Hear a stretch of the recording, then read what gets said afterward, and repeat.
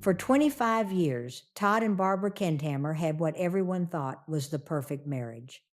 They were high school sweethearts who grew old together, still acting like they were in their 20s. The kind of couple that made single people roll their eyes and married people feel a little jealous. Barbara decorated her cafeteria at work with pictures of their happy family. Todd worked their farm in the peaceful Wisconsin countryside. When you asked their daughter about her parents, she would tell you they were ridiculously in love. Everything seemed perfect. Too perfect, some might say. Then came a quiet September morning in 2016. On a lonely stretch of country road outside West Salem, Wisconsin, something happened that would change everything. The event was so strange, so absolutely impossible sounding, that at first even trained investigators did not know what to think. What followed would rip a family apart, shake an entire community to its core, and reveal a chilling lesson about trust. Hi, sweet ones. My name is Grandma Kitty, and before we dive in, take a second to subscribe if cases like this intrigue you. It helps me keep these stories coming, and while you're at it, tell me where you're watching from. That's how we find our neighbors here in our little true crime corner.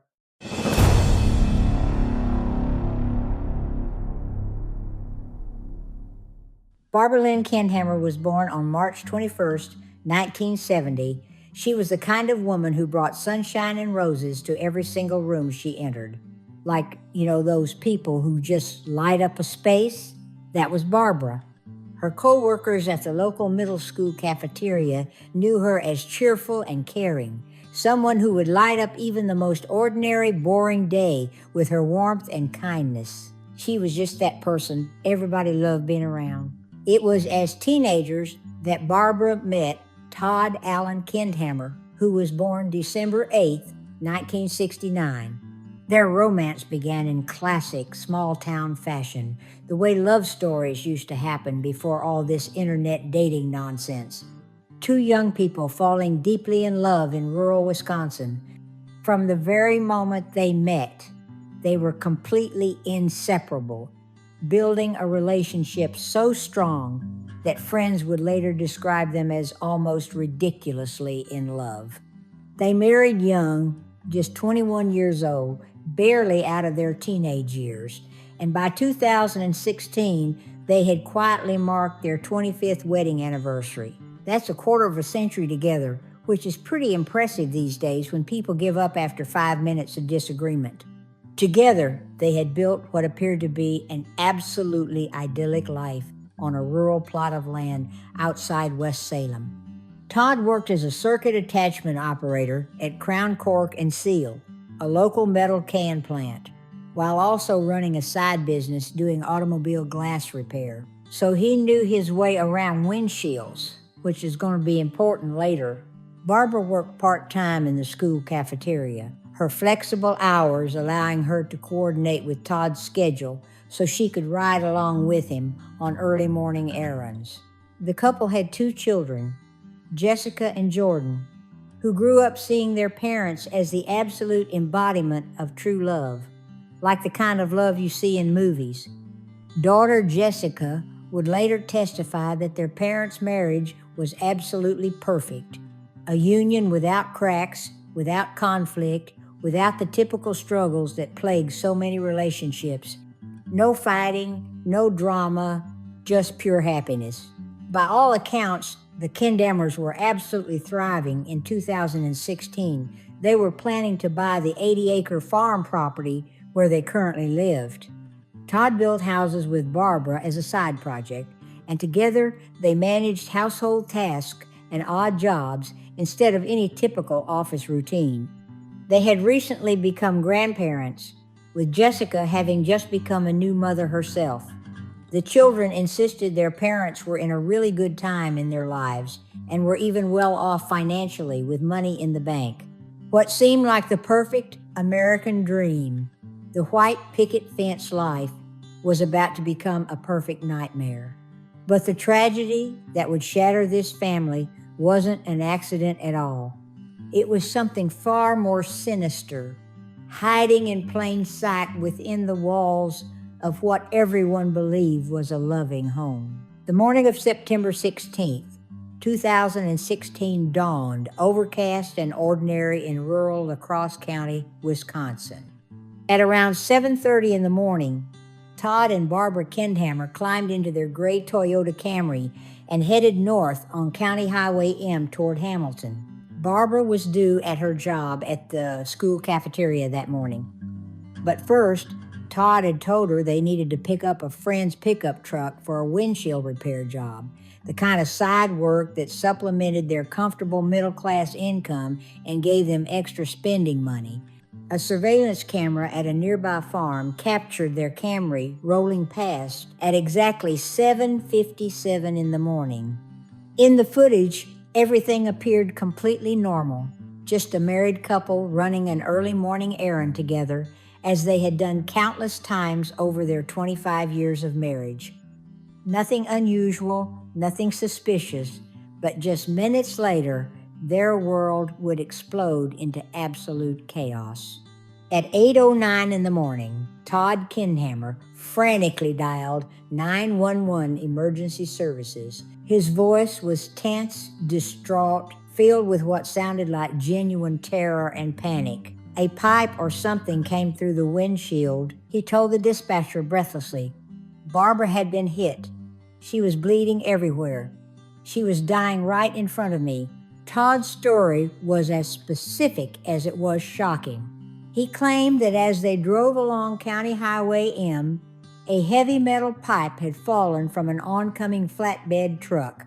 The pipe, he said, had flown through the air like a missile or a spear, smashing through the passenger side of their windshield and striking Barbara directly in the head and throat with devastating force. According to Todd's version of events, the impact was so severe and brutal that Barbara immediately lost consciousness on the spot. Blood poured from her wounds. As Todd claimed, he quickly pulled over, removed the pipe from the car with his bare hands, and desperately attempted CPR while calling for help. His story painted a picture of a devoted husband fighting to save the woman he loved. A man traumatized by witnessing the most horrific accident imaginable happening to his soulmate. When deputies arrived at the scene within minutes of the emergency call, they found exactly what Todd had described to them. The Camry sat off the right shoulder of the road, its right front wheel resting in a shallow ditch. The windshield was indeed shattered with a jagged hole where the pipe had allegedly penetrated through. Barbara was slumped unconscious in the passenger seat, her injuries severe and life-threatening. Todd himself bore the marks of the incident, cuts and bruises on his knuckles, neck, and torso, which he explained were from instinctively punching the windshield in shock and handling broken glass in his desperate attempt to help his wife survive. A heavy metal pipe lay nearby on the ground, the alleged weapon that had turned a routine morning drive into a scene of devastation and horror.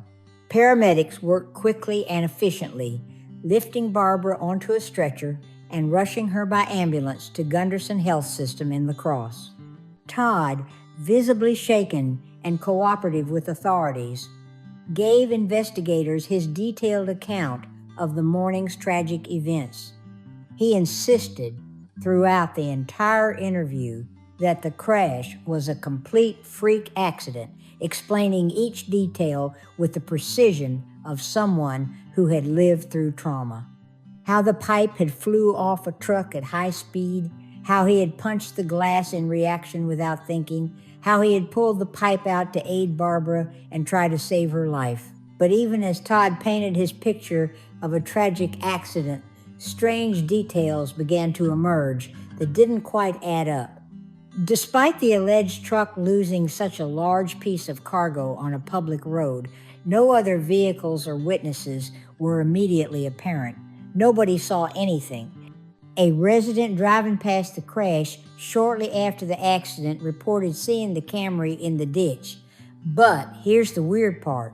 With its windshield appearing unbroken and no one outside the vehicle at that time, More puzzling was the surveillance footage from that farm camera. The same camera that had captured the Kendhammer's car at 7:57 in the morning showed no large truck on the road at that time. No oncoming flatbed, no vehicle that could have been responsible for the flying pipe that Todd claimed had destroyed their lives.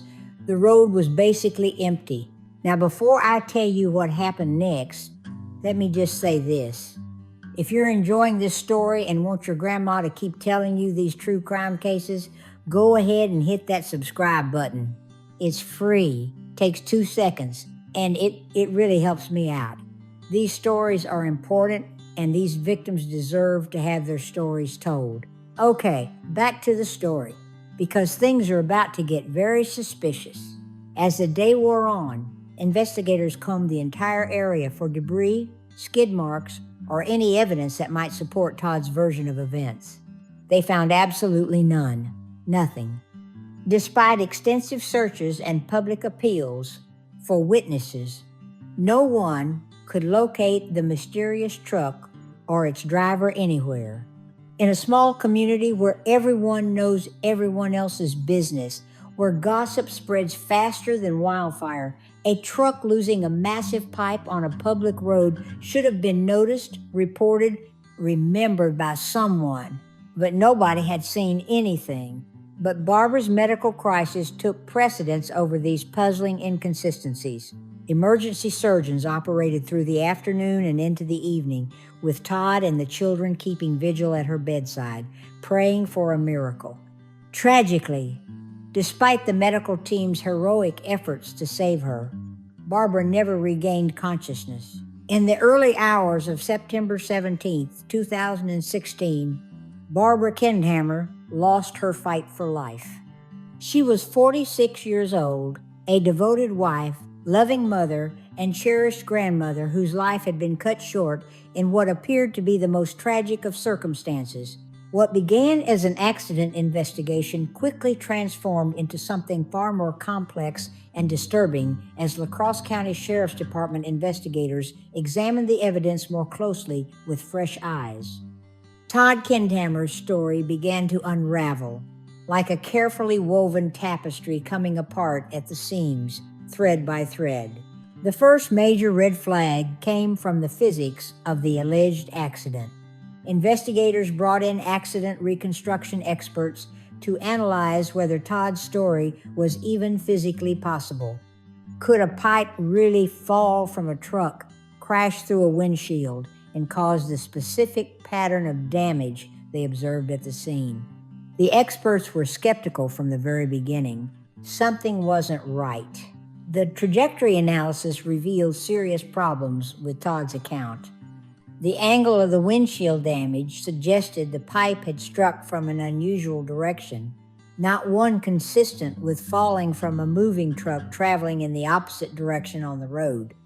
The force and pattern of impact didn't match what would be expected from Todd's described scenario at all. It was all wrong. But the most damning evidence came from the forensic analysis of the scene itself. Investigators discovered that the spread of glass particles on the passenger seat indicated it was completely empty at the time the windshield was broken. If Barbara had been sitting there when the pipe crashed through, as Todd claimed, the glass should have been under her body, not spread evenly across an empty seat. That's basic physics. The blood evidence told an even more disturbing story. Crime scene analysts found that blood drip and flow patterns revealed Barbara had been bleeding for a period of time in the passenger seat. More shocking still, the evidence showed that at one point Barbara's body had been positioned over the center console and passenger side floor, suggesting she had been moved after sustaining her injuries. Someone had moved her body after she was hurt. This evidence was absolutely devastating. It contradicted every single thing Todd had been saying. If this accident had really happened the way he described it, with Barbara just sitting peacefully in the passenger seat when this pipe came flying through, then none of these forensic findings should have existed. None of them. But here we are. The medical evidence was even worse. Dr. Kathleen McCubbin, She was the medical examiner who performed Barbara's autopsy, and what she found would make your stomach turn. She determined that Barbara died from blunt impact injuries to her head and neck. But here is the kicker. The pattern of these injuries did not match getting struck by a pipe through a windshield. Not even close. Barbara's autopsy reveals something truly horrifying. A whole catalog of violence that nobody saw coming. She had 3 deep lacerations on the back of her head. 3. Her nose was fractured. Her skull was fractured. She had extensive bruising all throughout her body, and there was neck trauma with muscle hemorrhaging that was consistent with strangulation. These injuries suggested she had been beaten repeatedly and brutally. This was not a one-time hit from a flying pipe. This was someone who had been attacked over and over again. And perhaps the most telling piece of evidence of all, the medical examiner found no glass fragments in Barbara's wounds. Now think about this for a second. If she had been struck by a pipe that had just crashed through a windshield, she should have been covered in tiny glass particles. They should have been everywhere. But their absence suggested that whatever happened to Barbara had occurred somewhere away from that broken windshield. And then the whole scene was staged afterward. Staged people like a bad school play, but with much worse intentions. As investigators dug deeper into this case, they uncovered more and more inconsistencies in Todd's story. And his story kept changing. Not big changes, but small ones, significant ones. Details about where they were going, why they were going there, and what happened when shifted and evolved every single time he told the story. For someone who had supposedly just witnessed a traumatic accident, Todd's memory seemed remarkably unreliable, almost like he was making it up as he went along. Just saying, the investigation also revealed something pretty important. Despite extensive efforts to locate the truck that Todd described, no such vehicle could be found. Let me say that again for the people in the back. The truck did not exist. In a case that was built entirely on the existence of this phantom truck, its absence was perhaps the most telling evidence of all. Investigators appealed to the public for witnesses. They searched traffic cameras. They followed every possible lead they could find. But the truck that should have been the key to understanding Barbara's death simply did not exist. It vanished like my glasses when I need to read something important. Now, as investigators peeled back the layers of the Kendhammer marriage, they discovered something that shocked everyone who knew this couple. By all accounts, from family, friends, neighbors, and co-workers, Todd and Barbara's relationship was genuinely loving and stable. This was not a case where investigators could point to a history of domestic violence or financial troubles or marital problems. There were no police reports, no restraining orders, no documented fights between them. Neighbors had never heard arguments coming from their house. Friends described them as devoted to each other. Even their own children vehemently defended their father. They insisted he would never harm their mother. Never. The prosecutor would later acknowledge that there was no history of domestic violence or financial trouble in the Kendhammer marriage. By all measures, they were a comfortable middle-class family with no apparent motive for murder. They owned their home. They were planning to acquire more farmland. They had recently become grandparents, which is one of life's greatest joys, if you ask me. Their daughter Jessica told investigators they were doing really well and were even well off financially. Everything looked perfect from the outside. This absence of an obvious motive made the case even more puzzling and disturbing. If Todd had indeed murdered Barbara, then why? What could have driven a man with no history of violence to brutally kill the woman he had supposedly loved for 25 years? The answer, investigators would conclude, might lie not in what was visible to the outside world, but in what was hidden beneath the surface of their seemingly perfect marriage. You see, Sometimes the most dangerous relationships are those that appear the most normal from the outside, where control and manipulation masquerade as love and devotion, where everything looks like a happy family photo but something dark is brewing underneath. Kind of like when you smile in pictures at Thanksgiving dinner, but Aunt Susan is still mad about something that happened in 1983. But even as investigators became convinced that Todd was responsible for Barbara's death, they struggled to understand what could have motivated such a brutal act. The only record of violence in the Kendhammer marriage was documented in Barbara's autopsy report. Those horrifying injuries that told the story of her final moments. Injuries that matched no accident but spoke of deliberate, sustained brutality. The kind that takes time. The kind that requires rage. As the evidence mounted higher and higher, investigators became convinced that Todd Kendhammer had murdered his wife and staged an elaborate accident to cover up his crime. The case they built was methodical, scientific, and devastating in its implications. This was not guesswork. This was cold, hard facts pointing in one direction. The prosecution's theory was as straightforward as it was chilling. Todd had beaten Barbara to death, possibly during a domestic dispute that no one else had witnessed, and then he carefully staged the entire scene to make it look like a freak accident. He had broken the windshield himself. He positioned the pipe just right, and then he called 911 with a fabricated story designed to make him appear as a grieving victim rather than a calculating killer. The audacity of it all, I tell you. The evidence supporting this theory was overwhelming. Let me count the ways. The blood spatter analysis proved that Barbara had been moved after sustaining her injuries. The glass particle evidence proved the passenger seat was empty when the windshield was broken. The medical examiner's findings proved Barbara's injuries were inconsistent with being struck by a pipe through a windshield. The physics analysis proved the alleged accident was impossible given the circumstances Todd described. It just could not have happened the way he said it did. But perhaps most damning of all was the complete absence of that truck that was supposedly responsible for the accident. Despite extensive investigation, no evidence was ever found that such a vehicle existed. No witnesses saw it on the road that day. No cameras captured it driving by. No debris was left behind at the scene.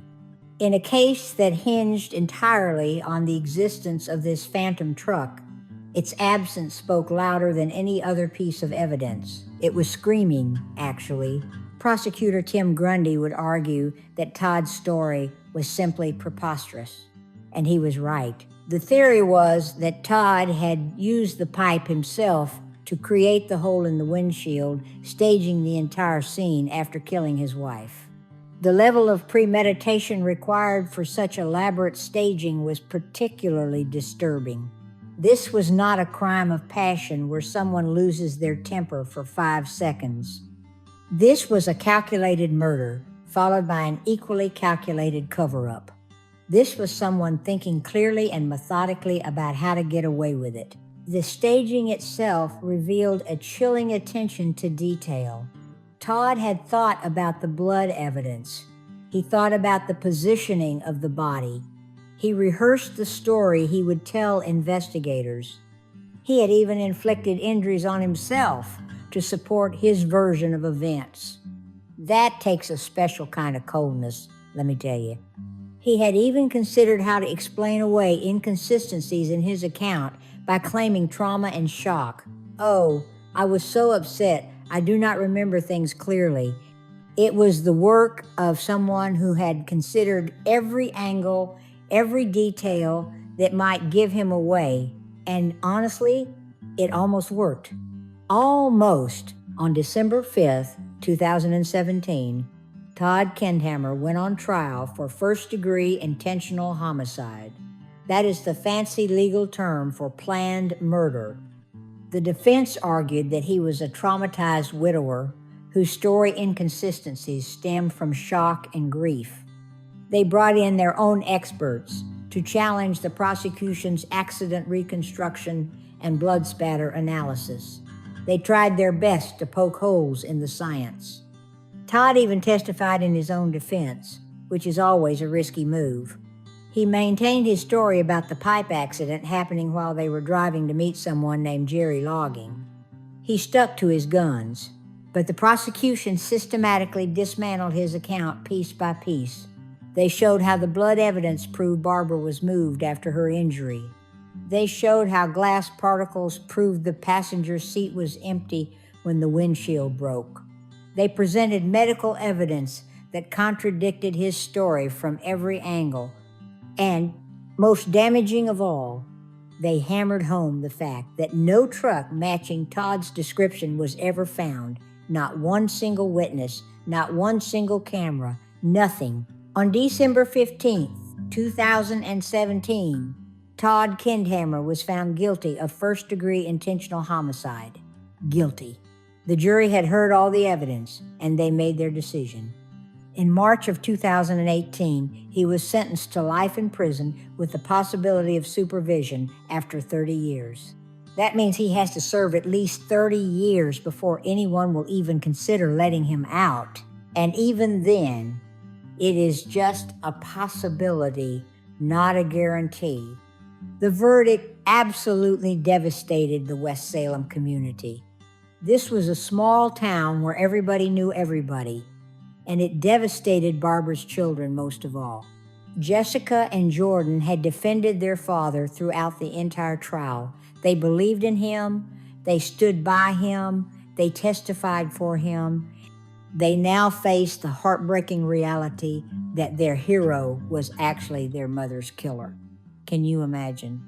The man who taught you to ride a bike, who came to your school events, who walked you down the aisle, that same man took your mother's life.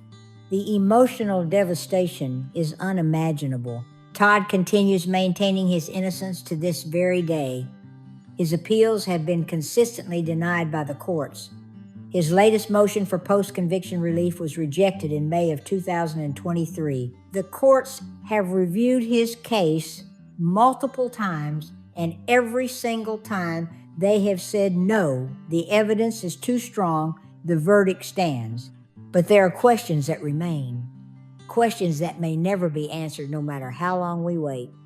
What drove a man with no apparent history of violence to brutally murder the woman he had supposedly loved for 25 years? What happened in those final moments between Todd and Barbara that led to such a savage attack? What was said? What was done? What triggered this level of rage? And perhaps most haunting of all, how long had Todd been capable of such violence while it was hidden beneath the facade of a perfect marriage? Was this something that had been building for years? Or did something snap that day? Had there been warning signs that people missed? Or was he truly that good at hiding his dark side? These are the questions that keep people up at night. Because if Todd Kendhammer could fool everyone, his family, his friends, his neighbors, his own children, then who else might be hiding something just as terrible? If a marriage that appeared loving and stable could end in such brutal violence, then how can we ever really know what goes on behind closed doors? Barbara Kendhammer deserved so much better than the fate she received. She deserved to watch her grandchildren grow up. She deserved to grow old with someone who truly loved her. She deserved to feel safe in her own home with her own husband. Instead, her life was taken by the one person who should have protected her above all others. Her story is a reminder that appearances can be deceiving, that the most dangerous person in your life might be the one sleeping next to you at night, and that justice, while it cannot bring back what was lost, can at least ensure that those who commit such acts are held accountable. Rest in peace, Barbara. Your story will not be forgotten.